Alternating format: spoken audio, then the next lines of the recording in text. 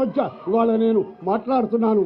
కనుక ఆ ముగ్గురు నాయకులు పివి నరసింహారావు గారు, చంద్రబాబు నాయుడు గారు, మన పవన్ కళ్యాణ్ గారు ముగ్గురు చాలా కాలం ఈ రాజకీయాల్లో ఉంటారు అనేది వారి చరిత్రను ఎవరు చెరిగిపోయలేరని చెబుతూ ముగిస్తున్నాను.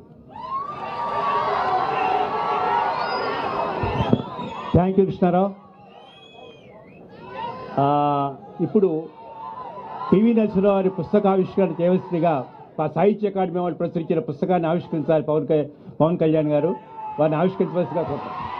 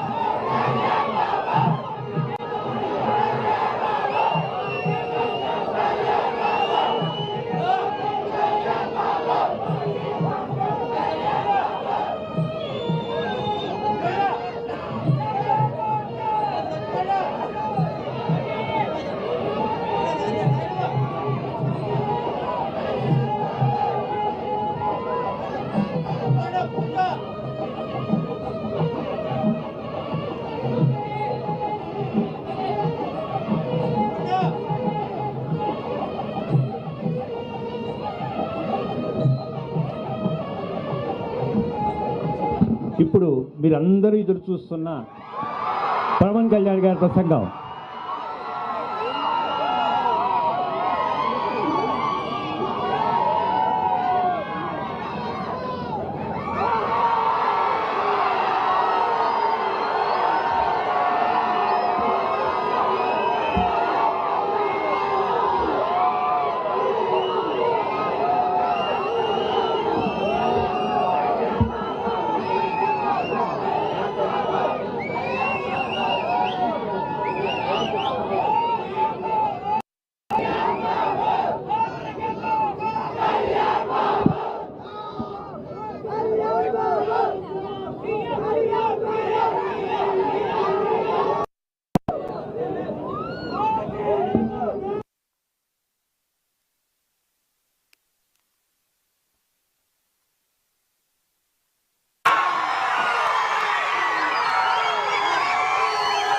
విజయవాడలో పుస్తక మహోత్సవ కార్యక్రమానికి విజయవాడ పుస్తక మహోత్సవం 35వ పుస్తక మహోత్సవానికి నన్ను అతిథిగా ఆహ్వానించినందుకు మనస్ఫూర్తిగా హృదయపూర్వక నమస్కారం. ఇక్కడ చేసిన పాత్రికేయులకి, విశిష్టమైన అతిథులకి, ఇక్కడ విచ్చేసిన అభిమానులందరికీ హృదయపూర్వక నమస్కారం. అలాగే కృతివెంటి శ్రీనివాసరావు గారికి, మానికొండ నాగేశ్వరరావు గారికి, అప్సరస కృష్ణారావు గారికి, శ్రీ లక్ష్మయ్య గారికి, మనోహర్ నాయుడు గారికి మనస్ఫూర్తిగా నా హృదయపూర్వక నమస్కారం. అలాగే ఎంఎస్కో విజయ్ కుమార్ గారికి నా ప్రత్యేకంగా నాకు ధన్యవాదాలు తెలియజేసుకుంటాను. విజయవాడ బుక్ ఫెస్టివల్ మున్సిపల్ స్టేడియంలో గత సంవత్సరాలుగా నిర్వహిస్తూ నన్ను ఆహ్వానించారు. ముందు ఆహ్వానించినప్పుడు నేను అడిగాను, ఎక్కడ ఇది అంటే వేరే స్టేడియం పేరుతో చెప్పారు నాకు. దేనికి అంటే రెగ్యులర్గా ఉండే మున్సిపల్ స్టేడియం ఇవ్వట్లేదు, దీనికి అంటే any municipal stadium basically sports కోసం కదా స్టేడియంస్ ఉంది, అందుకని పుస్తకాలకి మన ఈ బుక్ ఎగ్జిబిషన్ మేము అందుకని ఇవ్వట్లేదు అనేది ప్రభుత్వ అధికారులు చెప్పారని మనోహర్ నాయుడు గారి దృష్టికి తీసుకొస్తే వెంటనే మున్సిపల్ అడ్మినిస్ట్రేషన్ సెక్రటరీ గారికి, కన్నబాబు గారికి, అలాగే గౌరవ మంత్రి honourable minister for municipal administration and urban development వారికి కూడా తెలియజేశాను. పొంగూరు నారాయణ గారికి కూడా ఖచ్చితంగా మున్సిపల్ స్టేడియంస్ రన్నింగ్ కావచ్చు, స్పోర్ట్స్ కావచ్చు. నేను చెప్పింది ఎందుకు ఇవ్వాలి మనం దీనికి అనడానికి నేను ఒకటే మాట చెప్పాను, books are the training weights for the mind. శారీరక దారుఢ్యానికి పరిగెట్టడాలు ఇవన్నీ ఎంత అవసరమో పుస్తకాలు కూడా ట్రైనింగ్ వెయిట్స్ ఆఫ్ మైండ్. అందుకని ఆ మాట చెప్పగానే వెంటనే పర్మిషన్ ఇచ్చినందుకు ముందుగా కన్నబాబు గారికి, పొంగూరు నారాయణ గారికి మనస్ఫూర్తిగా నా ధన్యవాదాలు తెలుపుతాను. ఎందుకంటే మీకు ఎందుకు ఇక్కడే ఉండాలంటే మీకు అందుబాటులో ఉంటుంది, ఇక్కడ సిటీ మధ్యలో ఉండాలి, మీరు రావడానికి బాగుంటుంది. నాకు ఇందాక నుంచి నా పరిస్థితి ఎలా ఉంది అంటే,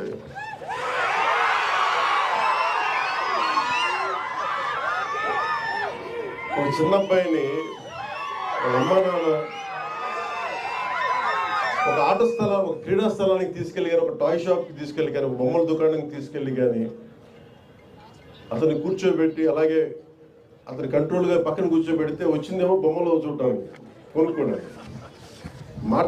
ఇవన్నీ తల్లిదండ్రులు కూర్చొని హోల్డ్ చేసి మిగతా మాట్లాడితే ఎలా ఉంటుందో నా పరిస్థితి అలా ఉంది. చుట్టుపక్కల పుస్తకాలు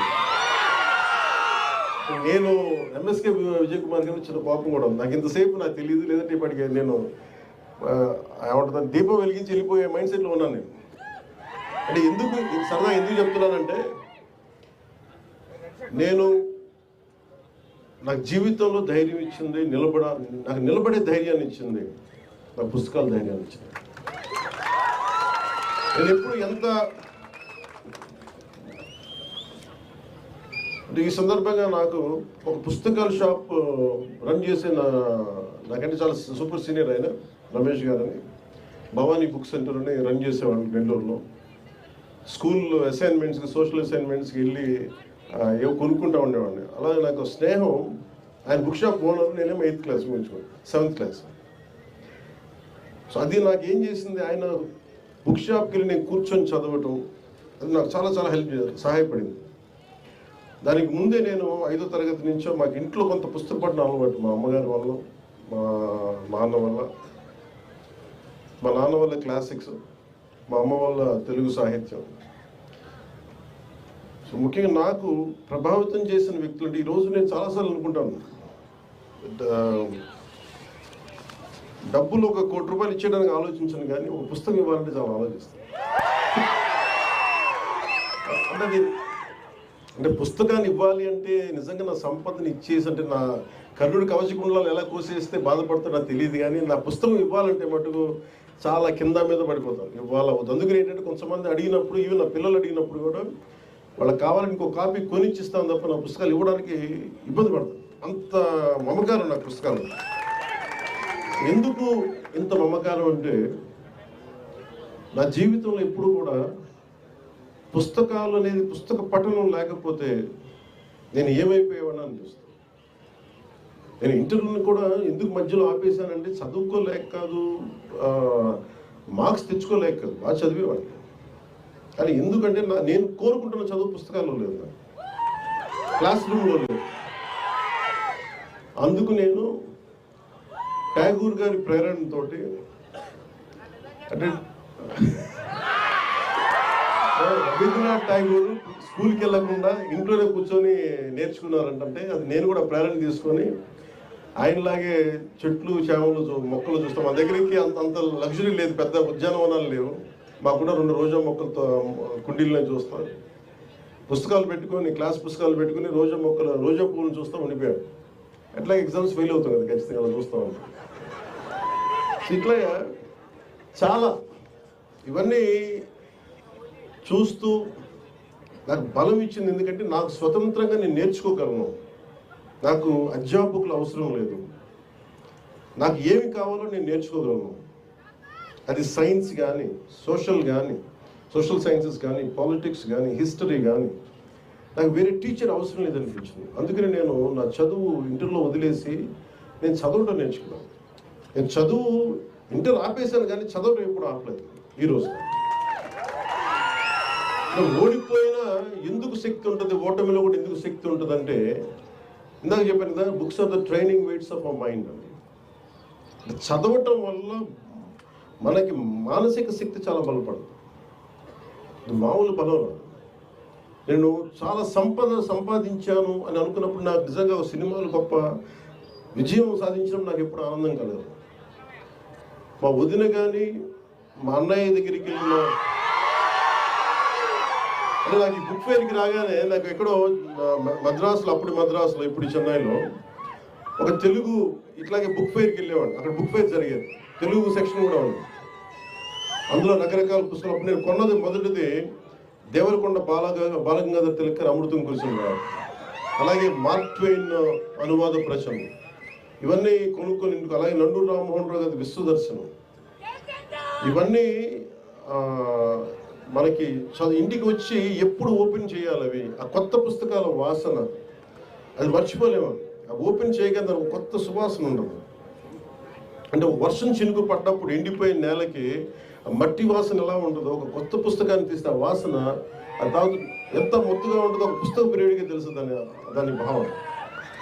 అలాగా ఆ రోజు అంటే నేను ఎందుకు నన్ను ఈరోజు పాలిటిక్స్లో కూర్చోబెట్టి నాకు ఎందుకు ఇంత బలం ఇచ్చినాయి అంటే, మన ఈ మధ్యన మన్యం ప్రాంతంలో కూడా వెళ్ళగలిగి ఎందుకు అర్థం చేసుకోగలనంటే, ఎందుకు నడవగలనంటే, ఎప్పుడో కేశవరెడ్డి రచించిన అతడు అడవిని జయించాడు.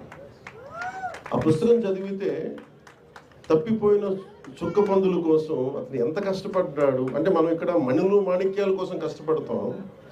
ఒక గిరిజనుడికి ఆ చిన్నపాటి ఆధారమైన తన చుక్క పందులు వెళ్ళిపోతే ఎంత కష్టపడతాడు, ఎంత ఇబ్బంది పడతాడు, అది ఆ కష్టం నాకు అర్థం చేసుకునేవాడు. అంటే ఎంత ఇబ్బందులు పడతారు.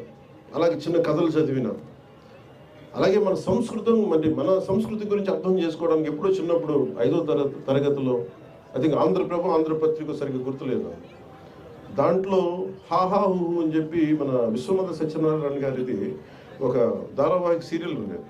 నాకు ఎందుకు గుర్తుండిపోయిందంటే, ఏదో ఒక విదేశాల్లో పెద్ద బహుళంతస్తులు ఉన్న ఒక సెంటర్లో ఒక అశ్వముఖంతో ఉన్న మనిషి శరీరంతో ఒక గంధర్వుడు పడిపోయి ఉంటాడు, ఇలా మూర్చపడిపోయి ఉంటాడు. ఆ ఫోటో చూశాను, అది చదివి దాన్ని చదవడం స్టార్ట్ చేశాను. ఆ హాహాహు చదివితే విశ్వనాథ సత్యనారాయణ గారిది మన సంస్కృతి పట్ల అవగాహన అర్థమవుతుంది. అంటే ఎంత గొప్ప సంస్కృతి అని, అంటే ఎంత గొప్ప సైన్స్ ఫ్యాంటసీ సినిమా అంటే, ఒక జగదేక వీరుడు విజయ అతిలోక సుందర కూడా మంచి దానికి మించింది అంటే ఎంత అద్భుతం. అలాగే గుర్రం జాషువా గారిది మనకి ఫిర్దౌసి నా టీచర్ చెప్తే, నా తెలుగు మాస్టర్ గారు రమణయ్య గారు వెంకటరమణ గారు చెప్తే ఎంత హత్తుకుపోయిందంటే, నా గుర్రం జాషువా గారి మీద పాదాలకి నమస్కరించాలన్నంత గౌరవం పెరిగిపోయింది. అంత అంటే ఒక వ్యక్తి తాలూకు కష్టం, ఒక శ్రమ దోపిడీని ఎలా చేయకూడదు అనేది మనకి ఫిర్దౌసిలో అర్థమవుతుంది. అలాగే ఒక అడ్వెంచర్ అంటే ఇష్టం, ఎలా చేయాలనుకున్నప్పుడు చివుకుల పురుషోత్తం గారిది, ఆయన బాల సాహిత్యం తెలియనప్పుడు బంగారం చేయడం ఎలా, అది చదివినప్పుడు నాకు కూడా ఇంట్లో నుంచి పారిపోయి బంగారం ఎలా చేస్తే మన ఇంట్లో తీసుకొని తెచ్చేసుకోవచ్చు అనేది ఒక ఫ్యాంటసీ మైండ్ ఉంది. అలాగే ఇంకొంచెం వయసు వచ్చాక ఏది పాపం అని చివుకుల పురుషోత్తం గారు చదివినప్పుడు ఎంతెంత కష్టాలు పడాలి, ఏమేమి నలుగుతారు మనుషులు. అలాగే గోపీచంద్ గారు ధర్మవడ్డీ చదువుతున్నప్పుడు మనుషుల స్వభావాలు ఎలా మారిపోతాయి. చెడ్డవాడుగా ఉన్నప్పుడు అందరూ భయపడతారు, మంచివాడుగా ఉన్నప్పుడు సమాజమే చెడ్డదైపు చంపేసింది. ఇలాంటివి విన్నాం. ఇలా ఒక్కొక్క పుస్తకం చదువుతున్నప్పుడు లోపల చాలా తెలియని భావాలు, మనకు సమాజం పట్ల అవగాహన, ఇవన్నీ మనకి కదులుతూ ఉంటాయి. అలాగే విభూతి భూషణ్ బందోపాధ్యాయ గారిది వనవాసి చదివే మెడ్రాస్ చెన్నైలో, మేబీ అలా 17-18 సంవత్సరాలు అనుకుంటా. చదువుతున్నప్పుడు ఒక రచయిత కళ్ళకు కట్టినట్టుగా ఒక అడవిలోకి వెళ్తే మోదుగు పూలు ఎలా వికసించుకున్నాయి, అది ఏదో అడవి దహించుకుపోతున్నట్టుందా, ఇలాంటి వర్ణన నన్ను కదిలించేసేది. నన్ను అందుకునేది ఒక ప్రకృతి ప్రేమికుని చేసింది వనవాసి అనే ఒక నవల విభూతి భూషణ్ బందోపాధ్యాయ గారు రాసింది. అలా ఒక్కొక్క పుస్తకం ఒక్కొక్కలా ప్రభావితం చేస్తుంది. అఫ్కోర్స్ దాంతోపాటు ఆంగ్ల సాహిత్యం కానీ క్లాసిక్స్ కానీ ఒక్కటి బట్టి నేను చెప్పగలను, తెలుగు సాహిత్యం మామూలు మన అదృష్టవంతులు కాదు. తెలుగు భాషలో మనందరం తెలుగు వారిగా పుట్టడం, అసలు ఎంత అద్భుతమైన సాహిత్యం ఉంది అంటే, మనం నేర్చుకోవాలి, చదవాలి. కానీ మన మైండ్స్ ఎంత ఓపెన్ అప్ అవుతాయి మనకి ఊహించలేము. మనం ఇందాక ఇప్పుడు నాలాంటి వాడి భాష కంటే కూడా, నాలాంటి వాడి ఉపన్యాసం కంటే కూడా, ఇందాక శ్రీనివాసరావు గారికి మనస్ఫూర్తిగా నేను క్షమాపణ చెప్తా ఉన్నాను, కె శ్రీనివాసరావు గారికి. ఎందుకంటే నేను మధ్యలో ఆపేసి అర్థవంతంగా ఆపేశాను. అంటే ఆయన భారతదేశంలో ఉన్న అన్ని భాషల్లో ఉన్న కీలకమైన కథలన్నీ ఆయన ఇంగ్లీష్లో ఇండియన్ స్టోరీస్ ఒక ఫస్ట్ వాల్యూమ్ ఆయన సంకలనం చేసి నాకు ఇచ్చారు. ఇప్పుడు మనస్ఫూర్తిగా వారికి నా ధన్యవాదాలు తెలుపుతున్నాను. అంటే మనం ఎందుకు అర్థం చేసుకోవాలి అంటే, నాలంటే ఒక పాపులర్ ఫిగరే, ఎక్కువ మందికి తెలిసి ఉండొచ్చు, కానీ నిజంగా జ్ఞానం ఉన్న వాళ్ళు ఎక్కువ మాట్లాడరు. మనం వెళ్ళాలి వాళ్ళ దగ్గరికి. ఇప్పుడు శ్రీనివాసరావు గారు కానీ వేదిక పైన పెద్దలందరూ కూడా మన వాళ్ళ దగ్గర నుంచి నేర్చుకోవాల్సింది చాలా ఉంది. మేబీ నాలాంటి ప్రాచుర్యం ఉన్న వ్యక్తి, పాపులారిటీ ఉన్న వ్యక్తి అలాంటి మహానుభావుల గురించి తెలియజేస్తే, వేదిక పైన మహానుభావుల గురించి తెలియజేస్తే అది నిజంగా సమాజానికి చాలా గొప్ప సేవ చేస్తుంటాం. అంటే మనం పాపులారిటీ అంటే పాపులారిటీ ఉన్నంత మాత్రాన వాళ్ళు మేధావులు కాదు, నాతో సహా.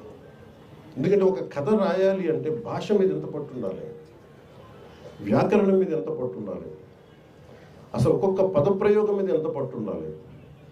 ఎందుకంటే నేను స్క్రీన్ ప్లే కూడా రాస్తాను కాబట్టి నాకు తెలుసు ఎంత కష్టమో నాకు తెలుసు. ఒక స్పీచ్ రాయాలంటే నాకు ఎంత శ్రమ పడతానో నాకు తెలుసు.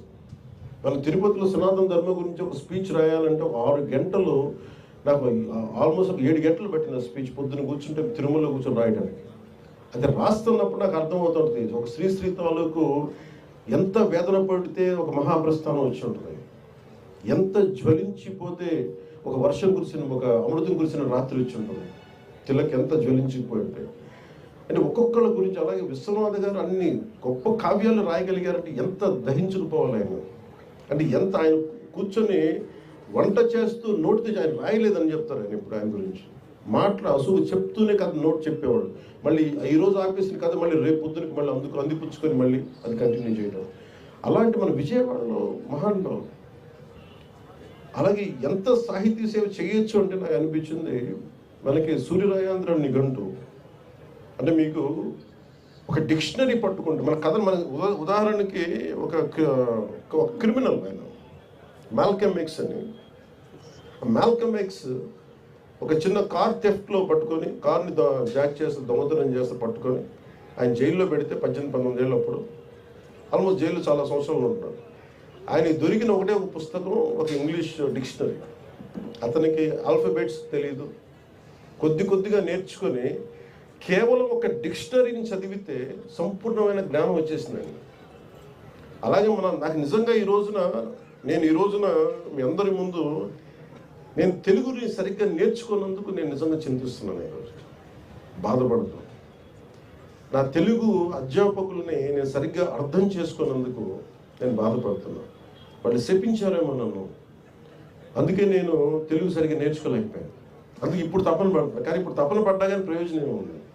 వ్యాకరణం ఇప్పుడు కొత్తగా నేర్చుకొని తపన పడాలంటే, ఈ పనుల మధ్యలో నేర్చుకోవాలంటే ఆ నేర్చుకునే సమయం దాటిపోయింది. నేర్చుకోవచ్చేమో కానీ ఇప్పుడు నేను నిజంగా చింతిస్తున్నాను.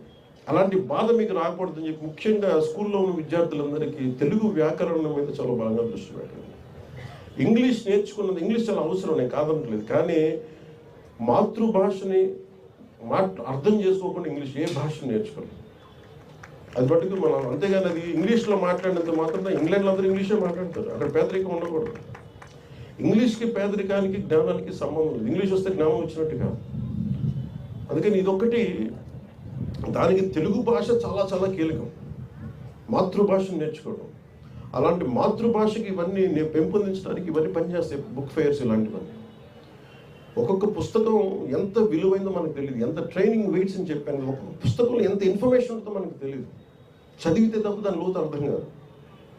అందుకని మీకు ఇవన్నీ ఈరోజు పుస్తకాలు మన సెల్ ఫోన్స్ పెట్టుకుంటాం, మాట్లాడేస్తాం, ఇన్ఫర్మేషన్ చేతిలో ఉందనుకుంటాం, ఏదైనా తెలుసుకోనుకుంటాం. కానీ క్రియేటివ్ ఆస్పెక్ట్ అంటే మనకి ఒక ఇమాజినేషన్ ఎబిలిటీ రావాలనుకున్నా కానీ, లేదంటే మనం కూర్చోబెట్టి ఏదైనా నేర్చుకొని కొత్తది, ఒక ఇన్నోవేటివ్ కొత్తది చేసుకోవాలనుకున్నా కానీ మనదైన పుస్తకాలు చదివి మనదైన కనెక్షన్స్ చేసుకుంటే తప్ప మనకి ఆ ఇన్నోవేటివ్ మైండ్ సెట్ రాదు మనకి.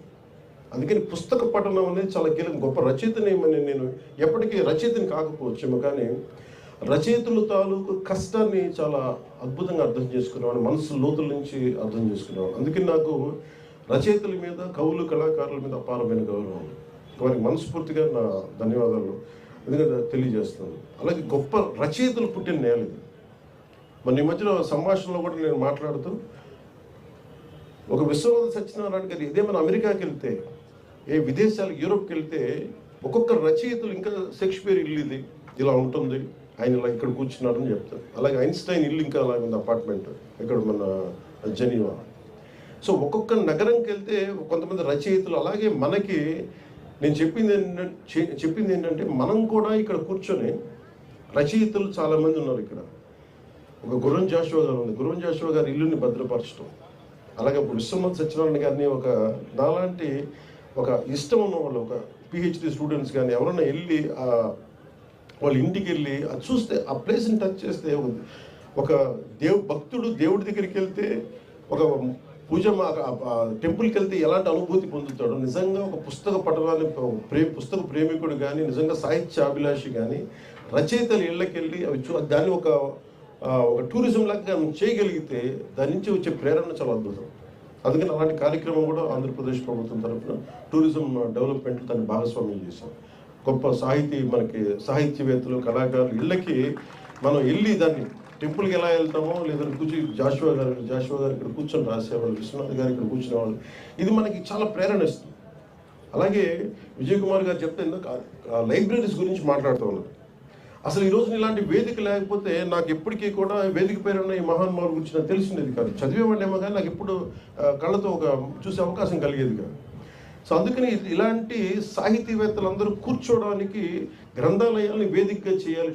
కల్చరల్ సెంటర్స్, లిటరీ సెంటర్స్ అవ్వాలి అంటే ఖచ్చితంగా దాన్ని పరిశీలిస్తాను. ఎందుకంటే దీన్ని ఒక ఉద్యమం లాగే చేయాలి.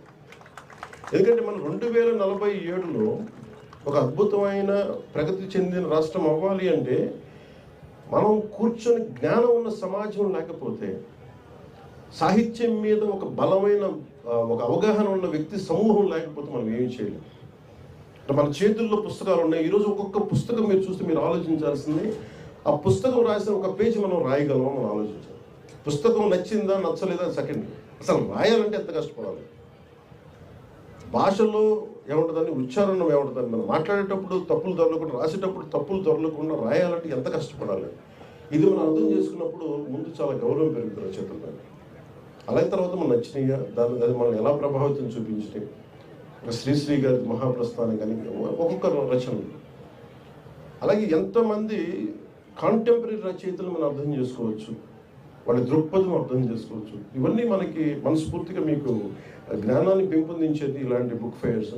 అందుకని మనస్ఫూర్తిగా నేను మనందరికీ ధన్యవాదాలు తెలుపుకుంటా ఉన్నాను.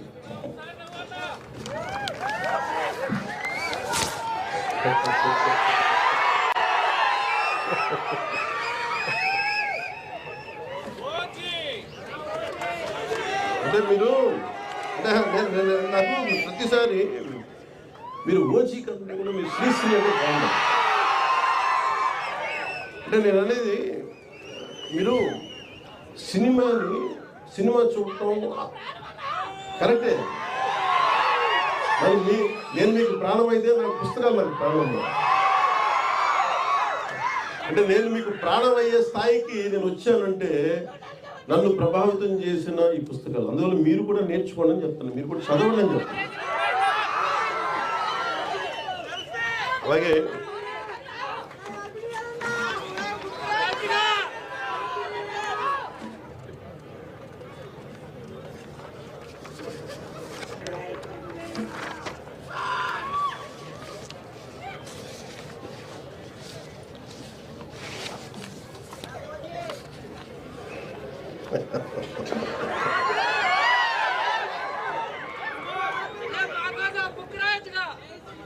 అంత జ్ఞానం ఉండి వాడికి నేను నా దగ్గర అర్థం చేసుకునే శక్తి ఉంది కానీ రాసేంత శక్తి లేదు. ఏదో స్పీచెస్ రాసుకోగలను, లేదంటే నా జర్నల్స్ రాసుకోగలను, కానీ ఒక పుస్తకం రాయాలంటే చాలా జీవితం చూడాలి. అలా నాకు సహకారం తీసుకొని రాయడం ఇష్టం. వస్తే రాస్తే సొంతగా రాస్తాం, లేదంటే అంటే యుద్ధం ఎప్పుడు అప్లై చేయాలి. అక్షర యుద్ధం ఒక్కళ్ళ ఆలోచించే మదనం అక్కడి నుంచి రావాలి. భవిష్యత్తు మొత్తం భగవంతుడు మనకి విధి కనుక మనకి ఆశిస్తే మనం ఆ రోజు రాదు. కానీ నా కోరిక ఏంటంటే, సూర్యనారాయణ నిఘంటువు పిఠాపురం మహారాజు గారు ఆయన రాశారు. ఆయన డబ్బులు ఇస్తే మన సూర్య ఒక 6 వాల్యూమ్స్ 7 వాల్యూమ్స్. సో సూర్యనారాయణ నిఘంటువుని తిరిగి పునర్ముద్రణ జరగాలని నేను చాలా సంవత్సరాలుగా ప్రయత్నం చేస్తాను. మనోహర్ నాయుడు గారికి కూడా తెలుసు. దానికి కొంత డబ్బు ఇద్దామంటే ఏమైపోయింది, మళ్ళీ కూర్చొని కొత్త దాని ఎడిటోరియల్ టీం రావాలి, చాలామంది భాషా శాస్త్రవేత్తలు కావాలి. అందుకని వాటిని ఏం చేస్తున్నామంటే ఇప్పుడు మొన్న గౌరవ ముఖ్యమంత్రి చంద్రబాబు నాయుడు గారి దృష్టికి కూడా తీసుకెళ్ళాం మొన్న దీంట్లో. సో ఈరోజు మన ఏదో మాట్లాడుతున్న దాదాపు 1,40,00,000 1,70,00,000 దాకా అవుతుందని చెప్తా ఉన్నారు చేయడానికి. సో నేను అనుకుంటుంది, నేను ఒక 3వ వంతు నేను భరిస్తాను. అలాగే కేంద్ర ప్రభుత్వం రాష్ట్ర ప్రభుత్వం సహకారం తీసుకొని, అంటే సూర్యనారాయణ నిఘంటు ఎందుకు అవసరం అనడానికి ఇందాక నేను చెప్తా మిస్ అయిపోయింది. మాల్కమ్ ఎక్స్ది అంటే అతను డిక్షనరీ చదివి మహాజ్ఞాని అయిపోయాడు, మా గొప్ప వక్త అయిపోయాడు, సివిల్ రైట్స్ లీడర్ అయిపోయాడు. అట్లాగా డిక్షనరీ చాలా చాలా కీలకం. సో డిక్షనరీస్ మీరు చదవండి. ఎందుకంటే మీకు నేను ఇవ్వగలిగేది నిజంగా మన చేతిని చాలాసార్లు అనుకుంటాను, నా పిల్లలు కూడా ఇదే చెప్తాను, రీడింగ్ మీరు ఒక అలవాటు చేసుకోండి. పుస్తక పఠనం అనేది నెక్స్ట్ జనరేషన్కి కానీ ఈ జనరేషన్కి కానీ. ఎంతసేపు టీవీలు చూస్తాం, ఎంతసేపు ట్విట్టర్ మీద ఉంటాం, ఎంతసేపు సోషల్ మీడియా చూస్తాం. నిజంగా కనుక మన పుస్తకాలు చదివితే మనకు వచ్చే జ్ఞానం వేరు, పోరాటం చేసే శక్తి వేరు ఉంటుంది. నేను చాలాసార్లు కుంగిపోయినప్పుడు ఒక శేషేంద్ర నాకు ఉత్సాహాన్ని ఇచ్చాడు, గుంటూరు శేషేంద్ర. అలాగే నాకు తిరుగుబాటు చేయాలి, గతి మనకు దారి తెన్ను లేదు, కానీ చీకట్లో ఒక దీపంలా కనిపిస్తుంది అనేది నాకు చెప్పడానికి నాకు దేవరకొండ బాలగంగాధర్ తిలక్ నాకు దారి చూపించారు. వాళ్ళు ఎవరు నా దగ్గర ప్రత్యక్షంగా ఎవరు లేరు, కానీ వారి మాటలు నాకు గైడెన్స్ ఇచ్చింది. సో అందుకని మీకు ప్రతిదీ ఈ కనిపిస్తున్న ప్రతి పుస్తకం అది మీకు ఒక సంపద, అది మీకు ధైర్యం ఇచ్చేది మీకు. అందుకని ఆ ధైర్యాన్ని మీరు సంపాదించుకోమని. ఎందుకంటే నేను ఒక్కడిని చేసే పోరాటం కాదు, మీలాంటి యువకులు పెద్దవాళ్ళందరూ కూడా మనం కూర్చొని ఎవరైతే తెలుగు భాషా శాస్త్రవేత్తలు ఉన్నారో, అధ్యాపకులు ఉన్నారో, తెలుగు పండితులు ఉన్నారో, ముందుగా మనం చేసిన సరిగ్గా నేర్చుకున్నందుకు వారి కాళ్ళకి నమస్కారం పెట్టాలి. ఎందుకంటే మీరు ఎంత కష్టపడితే డబ్బులు ఉండవు దాంట్లో. తెలుగు అధ్యాపకులు కావాలంటే డబ్బులు ఉండాలి. మొన్న ఈ మధ్యన స్కూల్లో కూడా చెప్పారు, అధ్యాపకులు హైయెస్ట్ పెయిడ్ వ్యక్తులు అవ్వాలి, జీతాలు వాళ్ళకి ఎక్కువ ఉండాలి. ఎందుకంటే సమాజాన్ని నిజంగా ఒక అధ్యాపకుడు కనుక బలమైన జీతభత్యాలు ఇవ్వగలిగితే సమాజం మారిపోతుంది. ఆ విధంగా నేను కోరుకుంటా ఉన్నాను, అలాంటి జరగాలని చెప్పి. మనస్ఫూర్తిగా నాకు ఈ అవకాశాన్ని ఇచ్చిన ఈ మొత్తం ఈ బుక్ ఫేర్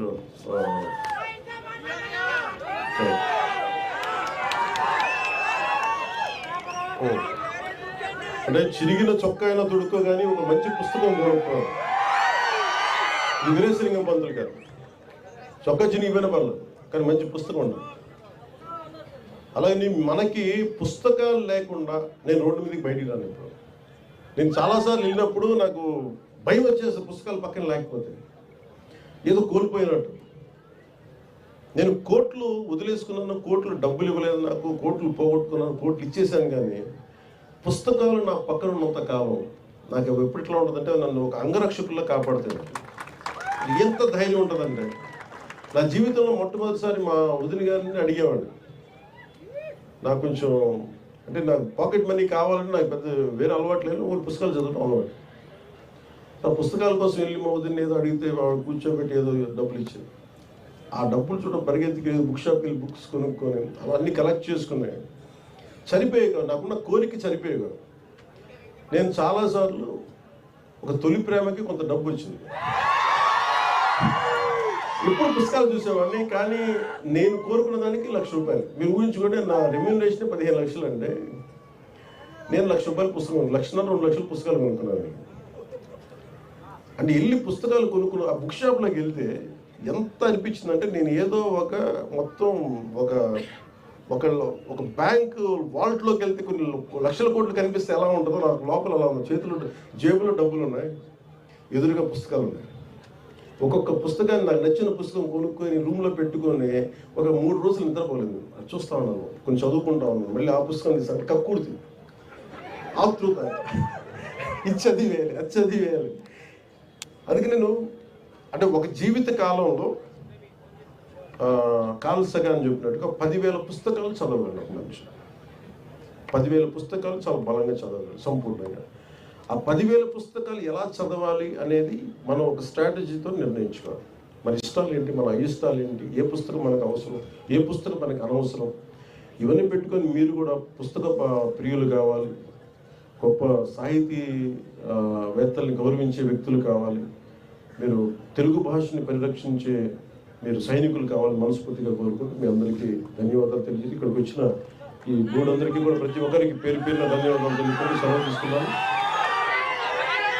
తెలుగు తల్లికి ధన్యవాదాలు తెలియపడి, ఎందుకంటే మా తెలుగు తల్లికి మల్లెపూ దండ తింటున్నప్పుడల్లా నేను మైమర్చిపోతాను. అలాంటి తెలుగు తల్లికి, తెలుగు మాతృ భాష మనకి ఇచ్చిన తెలుగు తల్లికి మనస్ఫూర్తిగా ధన్యవాదాలు తెలుపుకుంటూ, విజయ్ కుమార్ గారికి ఇక్కడికి వచ్చిన దీన్ని నిర్వహించిన ప్రతి ఒక్కరికి పేరు పేరున ధన్యవాదాలు తెలుపుకుంటూ, ఇక్కడికి వచ్చిన అభిమానులందరికీ, ఇక్కడికి వచ్చిన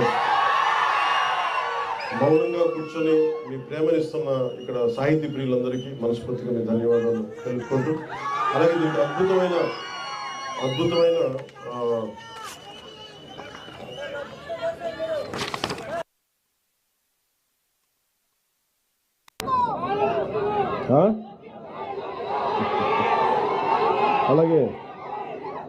అలాగే దీనికి అద్భుతమైన సహకారం అందించిన శ్రీ లక్ష్మీషా ఐఏఎస్ గారు, కలెక్టర్ డిస్ట్రిక్ట్ మ్యాజిస్ట్రేట్ ఎన్టీఆర్ జిల్లా వారికి, అలాగే ఎస్వి రాజశేఖర్ బాబు ఐపీఎస్ గారికి, కమిషనర్ ఆఫ్ పోలీస్ ఎన్టీఆర్ జిల్లా.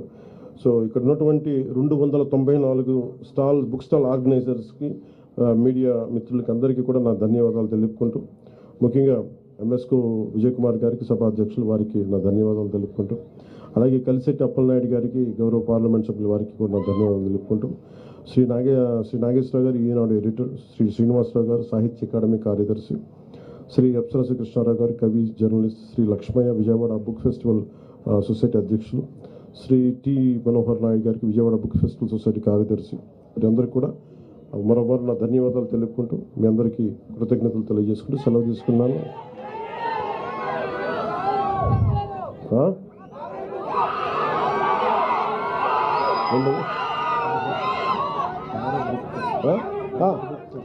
ఫేవరెట్ బుక్స్ అని ఒకటేలా చెప్తే చాలా ఉన్నాయి.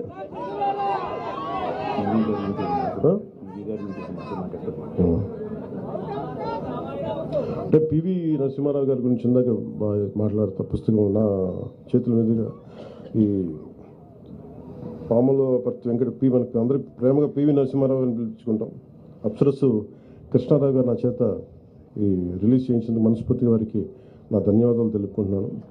అంటే పివి నరసింహారావు గారి గురించి చెప్తారు, ఆయన మొత్తం సర్ది పెట్టేసుకొని ఇంక నేను ప్రధానమంత్రి ఇవన్నీ ఢిల్లీలోకి రాజకీయాలు లేవని చెప్పి ఆయన ఉన్నదల్లా ఆయన గ్రంథాలయాన్ని తిరిగి ఆయన కరీంనగర్ దగ్గర నేను సొంత గ్రామానికి తీసుకెళ్ళిపోతా ఉంటే అప్పుడు ఆయన ప్రధానమంత్రి అయ్యారు. ఆ సమయంలో ఆయన రాస్తుంది ఏంటంటే సహస్ర ఫండ్ అని, 1000 పడగలు, విశ్వనాథ సత్యనారాయణ గారి 1000 పడగలు హిందీలో అనువదిస్తా ఉన్నాం. ఆ సమయంలో ఆయన ప్రధానమంత్రి, మళ్ళీ ముగించుకొని ఆయన ప్రధానమంత్రి అయ్యారు. అంటే అలాంటి సాహితీవేత్త, అంటే చాలా బహుభాషలు మాట్లాడగలిగే ఒక గొప్ప వ్యక్తి. అంటే ఆయన గురించి నేను చెప్పమంటే నాకు స్థాయి లేదు. నేను పివి నరసింహారావు గారి గురించి నేను గౌరవంగా ఆయన కాళ్ళ మీద పడి నమస్కారం చేయగలిగే స్థాయి తప్ప ఆయన గురించి మాట్లాడే స్థాయి ఇంకా నాకు అంత జ్ఞానం లేదు. ఆయనకి జ్ఞానం వచ్చిన ఒక రోజున పివి నరసింహారావు గారి గురించి చాలా బలంగా మాట్లాడతాను. కానీ ఒక్కటి నా కోరిక ఏంటంటే, ఢిల్లీలో ఒక తెలుగు ప్రధానమంత్రికి దేశం ఆర్థిక సంస్కరణలే మూలాలని మార్చేసిన వ్యక్తి, ప్రపంచానికి ఓపెన్ చేసిన, ఈరోజు అభివృద్ధి జరుగుతుంది, హైవేలు పడుతున్నాయి అంటే అది పివి నరసింహారావు గారి కారణం. దానికి అండగా ఉన్న మన్మోహన్ సింగ్ గారు. అంటే అలాంటి పివి నరసింహారావు గారికి అక్కడ సరిగ్గా ఖనన కార్యక్రమాలు సరిగ్గా జరగలేదు. ఆయనకి నివాళులు అర్పించుకుందామంటే అక్కడ సమాధి లేదు. మనందరం కూడా ఈ రోజున మన ఒక సంకల్పం ఏంటంటే, ఒక పుస్తకం ప్రియుడు 1,00,000 మంది మెదళ్ళని కదిలించగలడు. ఒక మేధావి 1,00,000 మంది మెదళ్ళని కదిలించగలడు. 1,00,000 మంది రోడ్డు మీదకి వచ్చే వాళ్ళకంటే కూడా ఒక 1,00,000 మంది మెదళ్ళని కదిలించగలిగే మేధావులందరూ మనందరం ఒక తాటిపైకి వచ్చి ఢిల్లీలో ఆయనకి నివాళులు అర్పించడానికి, ఆయనకి సమాధి అక్కడ పెట్టడానికి ఒక స్మృతి చిహ్నం కావాలి అంటే అది పెట్టేలా మనందరం తెలుగువారిగా ఏకమే. అది మనం వెళ్ళేలాగా మనం దాన్ని దాన్ని ఎస్టాబ్లిష్ చేసేలాగా మనందరం ఒక ఉద్యమంలో తీసుకెళ్ళాలి. ఆయనకి అక్కడ స్మృతివనం ఏర్పాటు చేయాలి అనేది అనేక కోట్లాది మంది తెలుగు ప్రజల నాది కూడా గాఢమైన ఆకాంక్ష. అలాగే నాకు ఇష్టమైన పుస్తకాలు అని చెప్తే తెలుగులో చాలా ఉన్నాయి. ఇందాక చెప్పినట్టు వనవాసి,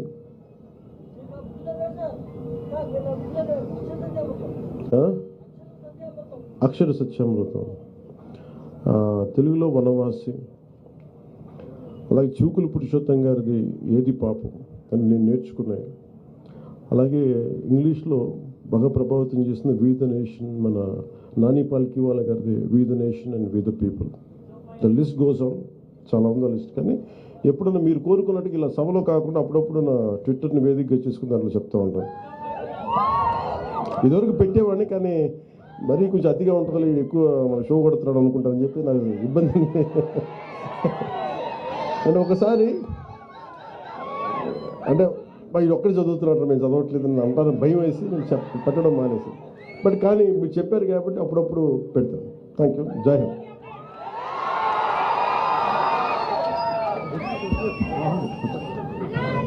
అందరూ ఒక 2 నిమిషాలు కూర్చోవాలి రైతులందరూ. పవన్ కళ్యాణ్ గారు, మీకు పుస్తకాల మీద ఉన్న ప్రేమ చూసి నాకే అసూయ కలిగింది. 4000 పుస్తకాలు ప్రచురించిన ప్రచురణ సంస్థ ఓనర్ నేను మీ అంత పుస్తక ప్రేమికుని కాదు. నిజంగా నాకు అసూయ కలుగుతుంది మిమ్మల్ని చూస్తుంటే. నాలాంటి ప్రచురణకర్తలు ఒక 15 మంది ఇక్కడ ఉన్నారు.